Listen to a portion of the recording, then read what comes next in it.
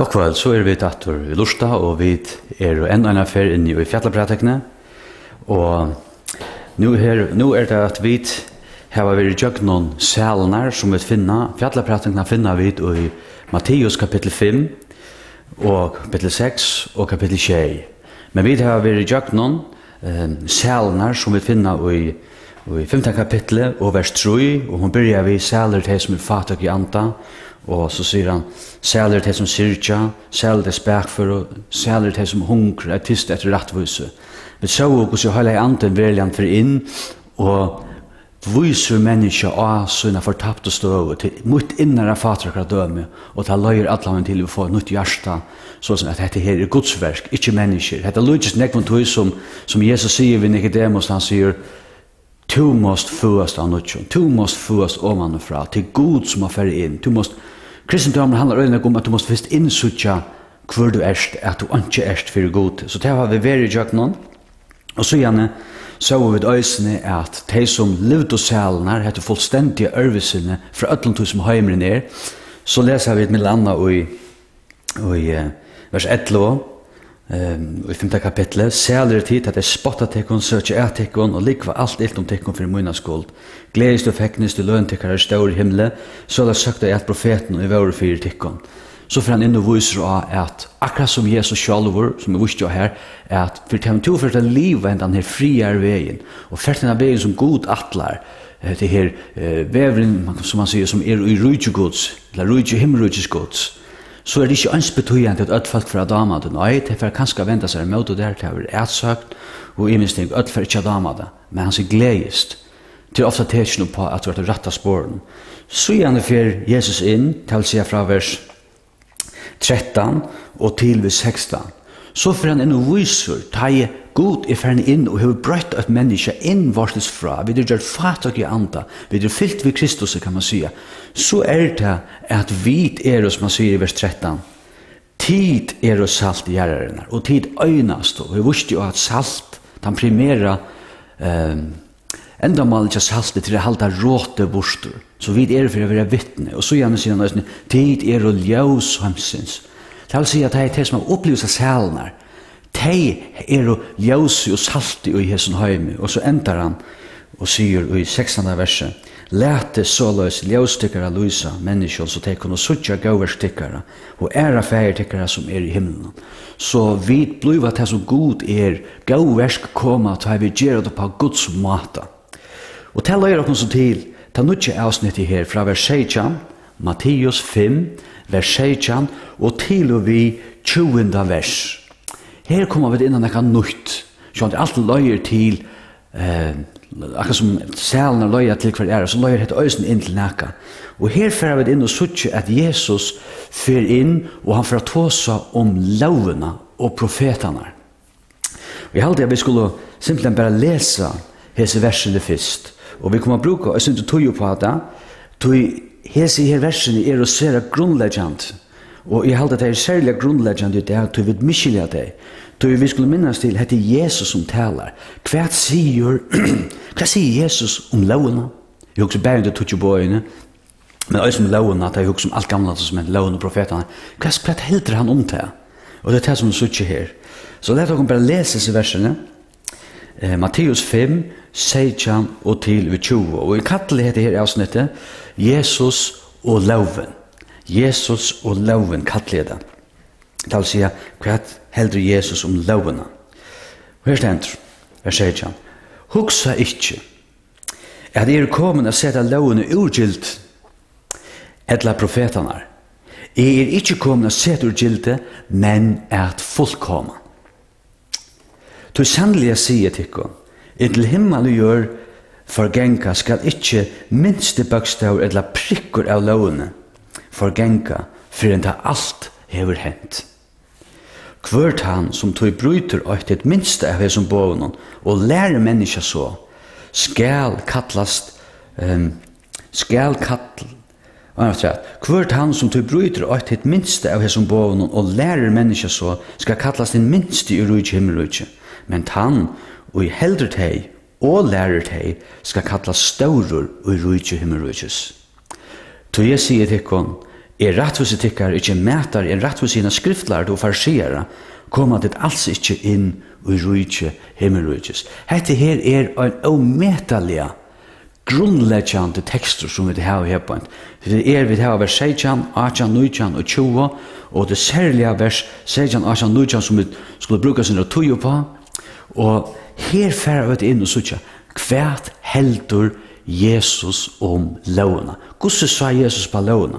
Nå har vi bare nødland innledning til disse versene. Jeg skal lukke å takke sammen om her. Vi vet høyre her at Jesus sier, jeg ikke imot lovene.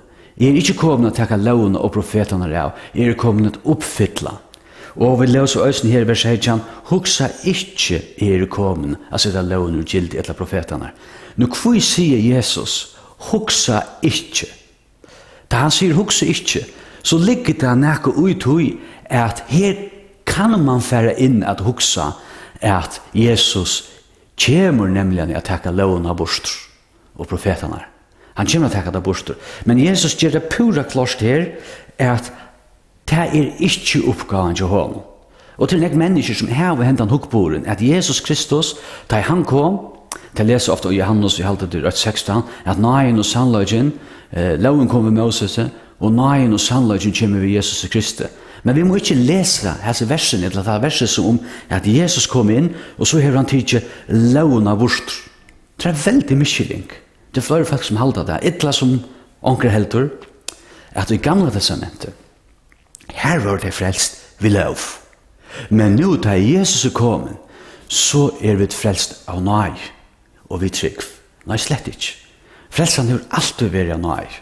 Og lovgods har alltid vært galdant, og hesson heime, og for alltid være galdant.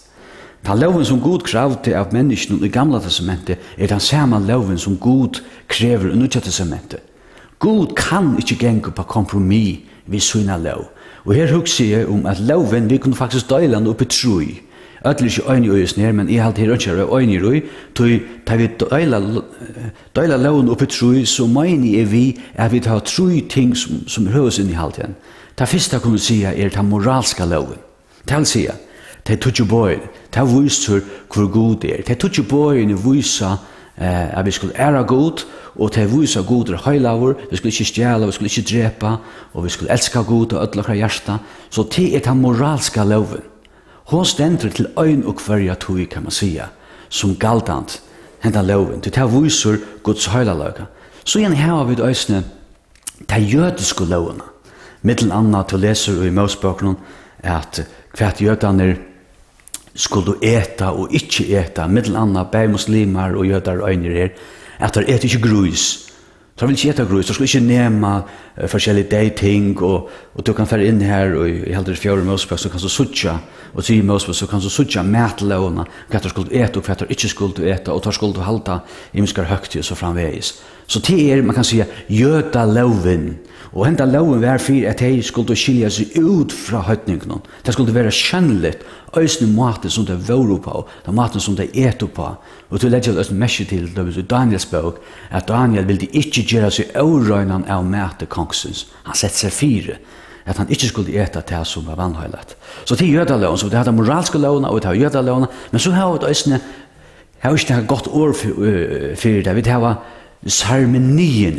Sarmenierner, den sarmeniiska loven, det til dømes, som vi leser 3 Mosebok, kapittel 8, og tar første 6 kapitlene. Her har vi om syndoffer, skyldoffer, matoffer, og så framvegis, at de skulle offra for synd. Og her sykja vi øysene, hvordan prestene skulle bruka til imiske møplaner, og hvordan de skulle offra og imiske ting. Så tals jeg til tar sarmenierner. Hese 3 tingene, kan man sige. Og Jesus sier, ikke kommet at avtaka neka av hæsson. Jeg ikke kommet, som man sier, bare simpelthen at sette det utgildet, bare taka det vekk. Det ikke kommet, det utrolig viktig. Nå, hvor sier Jesus, hugsa ikke? Tøy, da vi sier heter, mitt landet har vi også lise onkra bøker til dømes om Mattias, tar som mer liberaler, og i hesten her, som verligane.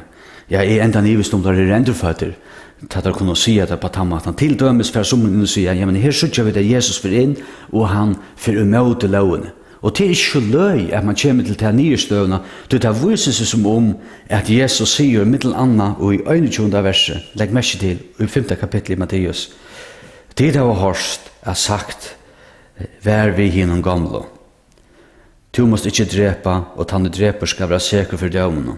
Men så sier han, vers 22, men jeg sier tikkon, altså, det har hørst sagt for de gamle, så kan man få ta fætene, for å ta seg mer med det her, etter bare innløtninger, så kan man få ta fætene, når Jesus sier, det har hørst sagt for de gamle, jeg forkaster det gamle, jeg forkaster lovene, nei, til ikke det som han gjør. Det som Jesus gjør, det er at han vil vise, vi må sutja det stikke ut tvøymon. Jesus vil vise at han er ikke uimøte lovene, det tog jo bøyene, og det som stender i Mosebøkene, det aksepterer han godtekter 100%. Men det er noe som han ikke aksepterer. Han aksepterer ikke det som de skriftlærde og farisierne har lagt at sett. Det godtekter han ikke. Tog få vidt, man kan si at det viser seg uger akkurat som at Jesus er imøte, så tar Jesus er imøte, så er han imøte at tar bare tog bakstaven ved lovene. Som til dømes, du måst ikke drive hår. Det vil si, jeg skal ikke være uttrykk for å være sangvinn kone. Men Jesus, han strammer det mer opp. Han sier, du skal ikke engang hitja, ikke huksa til øysene at drive hår. Så Jesus faktisk, det som han gjør fra vers 21 og kapitlen ut, det er at han strammar loven oppatter, så at det skal være så at ønsken skal klare at halda loven. Jeg kan det tidligst løy. Så til tvøymon. Men Arjen Jesus fyrir inn og viser hver han av øynir vi loven at jeg godtar ikke det som der skriftlærde og farisierne sier, så vil han først fære inn og vise jeg aksepterer loven. Jeg kommer ikke sette noe gildig. Jeg minsta bøkstav i lovene og respekterer jeg. Så tog skulle sutja det. Så det som vi får ta som nå, til Møyra, at Jesus, han får først inn og viser, som han sier her, husk ikke at jeg er kommet å sette lovene og gildi, eller profetene her, jeg er ikke kommet å sette gildi, men jeg er kommet å fullkomma. Og så viser han tydelig grøyt at jeg aksepterer gamla testamentet, Bibelene som Guds ord, og derfor har vi et øyne takka, øyne for ut av her, for å vise hvordan Jesus verilig tror vi jo på. Han har et fast allit av hesa bøk, og hesa tog nå her ved livet av sånne mennesker ikke tryggva, etla ivas i imensko parster, som til dømes han søvel i Adam, hva vi vattla, og skal man nå takke alt sånn tydelig. Hva sier Jesus om disse tingene? Det er det som vi skulle hitje etter. Tog er sånn her teksten så ometelig ryker, her så nekk som vi suttja, og i herpoint. Så her er tvei ting som vi suttja. Så det første er at Jesus vil inn og viser jeg godtar ikke lovene, jeg aksepterer henne, og jeg elsker henne, kan man si. Og så får han inn og viser av missionene, så derfor er det å komme Møyra inn av, og tog er det han sier. Du sier du, Jesus øysene, da han nå gikk her av som foldarløven, og så legger vi mest til at det var øyne folk som byrja av, her er det tullige tjenestene, det var øyne kjøtt av folk løte mest til at det ble kjærkan og middel der skriftlærde og farsierne og sadikerne. Det var øyne kjøtt av folk løte mest til at Jesus stod ikke så vel i egen og tjadde om skriftlærde og farsierne. Og da skriftlærde og farsierne, det tar som hadde myndeløkene i årgods, det tar så vust og falske hvordan skriften skulle utlegges. Tar var, man kan si, tar som hadde PD, tar var professorene, tar var myndeløkene hvordan man skulle utlegge skriftene. Og tog er det ikke så løye, da Jesus fikk hese her motstøvende i møtedommen, og han ofte rattløyde der og velløyde der og var ofte herlig og viktig at folk kunne få den nye stå. Jesus, han aksepterer ikke gamla testamentet. Han kommer vi under nødgjærlig og til flere som hilde det øysten. Nekker jøder var så og det strøyter av hese lovene som tar høtt. Og tog hilde det at det er nødgjør sattmannen for å komme, så får han avtakke alle seg lovene. Jesus, han feier alle ivan borster. Er ikke imot loven. Er ikke kommet å takke lovene borster. Loven er ikke vekk, og Jesus kommer inn i stegen. Aldri noe løven, så er det ikke. Og tog er det så ometer alvarsamt som vi så ikke her på en. Men legg meg ikke til, hvis jeg lukker hit, jeg kjøtt etter den her 16. versen og i 5. kapittel i Matteus. Her sier han, hugsa ikke kommen å sette loven ur gilde etla profetene. Hva mener han vidt? Han sier lovene og profetene. Hetta leser vi ofta i Nya testamentet, lovene og profetene. Hva mener Jesus vidt han sier det? Og let oss lukka lese noen vers som viser heter til dømes i Johannes kapittel 8 og vers 46. Lurs det her. Johannes 8, 46. Filip hittir Nathanael og sier vi han. Vi har funnet han som Moses har skrivet om i lovene og profetene ved Jesus son Josef ur Nazaret. Så her så gjør vi at han sier vi har funnet han som Moses og profetene har skrivet om. Og vi så ikke øysene i Apostlasøvene kapittel 28, da Paulus kommer til Rom, så leser vi dette i Apostlasøvene 28 og vers 23. Her stender tar avsett så det vi han og ta kom og tar fjøllementer til hans herre og herbergen. Han utleie ta fyrtøymon og vittnei om rydgjegods og rønti at samføra tar vi vujjande Jesus ut av Moses og profeten fra orla av måttene lykka til kvelds.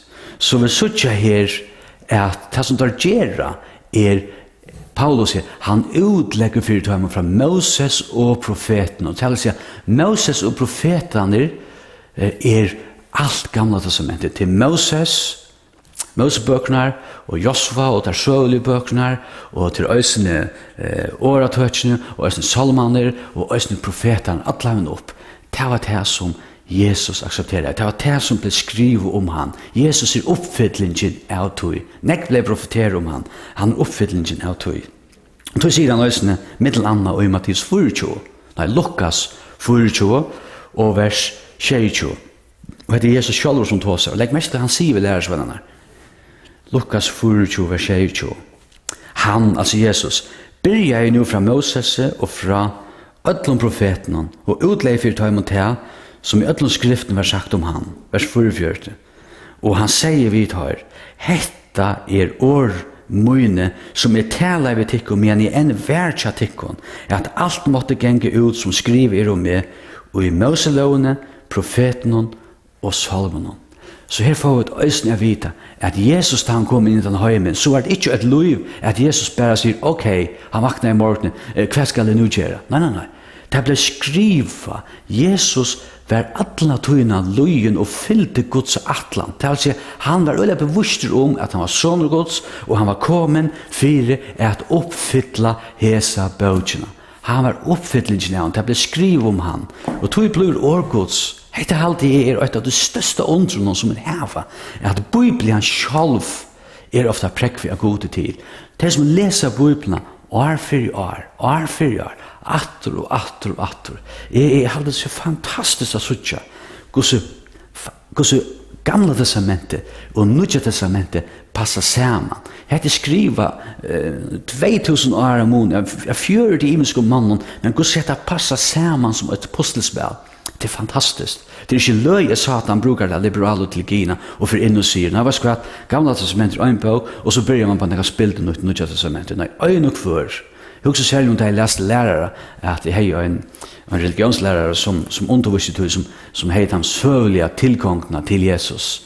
Den søvelige kritiske tilgången til Jesus. Visste jeg det for atter at gamla testamentet har slett ikke prat om av et liv, og her er ikke om Jesus, men så kommer Nya testamentet, så røyner man å få det passet til gamla testamentet.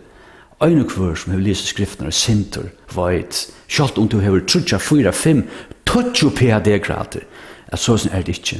Det heilige anden fra vysaken, hvordan vel disse tingene passer sammen. Og tog det beste svære på øysene falt med ivan av skriftene.